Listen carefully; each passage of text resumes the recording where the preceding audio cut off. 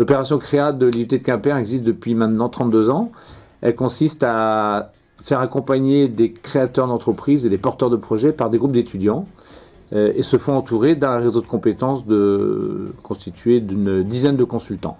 Avocats, experts comptables, banquiers, conseillers en communication, en marketing. Ce travail consiste à l'élaboration du business plan, du plan d'affaires complet, qui est remis aux créateurs à l'issue de ces 6 mois de travail. Ils soutiennent ensuite et enfin ce projet devant un jury composé d'une vingtaine d'experts, puisés parmi les 400 consultants qui accompagnent le dispositif créa de l'IUT de Quimper.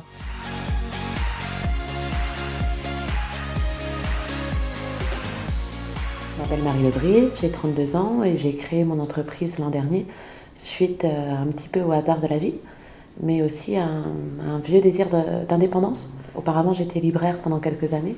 Je suis arrivée sur Douarnenez enceinte, libraire, au chômage.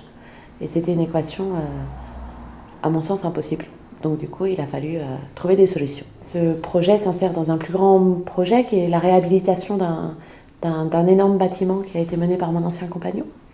Et moi, la création a vraiment été empirique. Qu'est-ce qui pourrait fonctionner à cet endroit-là ? Et de fil en aiguille, en travaillant bien mon étude de marché, j'en suis arrivée à un café glacier. J'ai créé un commerce qui s'appelle Le Brise Glace, parce que je m'appelle Marie Lebrise, qui propose des glaces artisanales qui sont produites à 35 km d'ici, des coupes glacées, des pâtisseries maison, un petit peu de salé et une offre de bar classique avec licence 4, et par contre des bières locales en circuit court.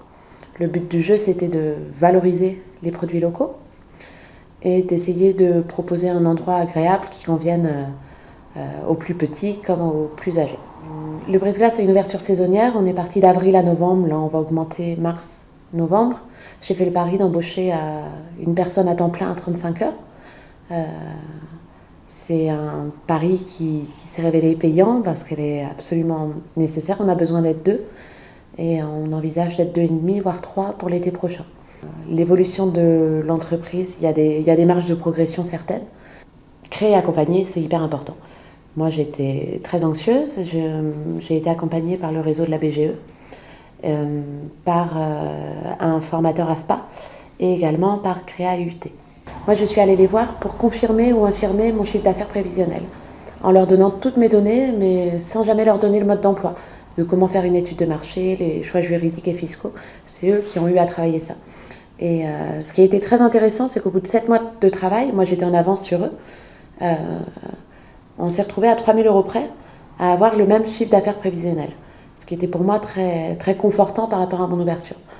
Et la bonne surprise de l'année passée, c'est qu'en fait, par rapport à ces chiffres-là, en termes de chiffre d'affaires, on a fait plus 35%. Le prévisionnel annuel a été réalisé le 10 août. Alors les conseils que je pourrais donner aux porteurs du projet en matière d'accompagnement par les UIT, c'est de ne pas donner les informations tout de suite aux étudiants. Ils ont aussi leur propre parcours à faire. Si c'était à refaire, évidemment, mais si on m'avait dit « tu vas faire tout ça », j'aurais dit « j'y vais pas ».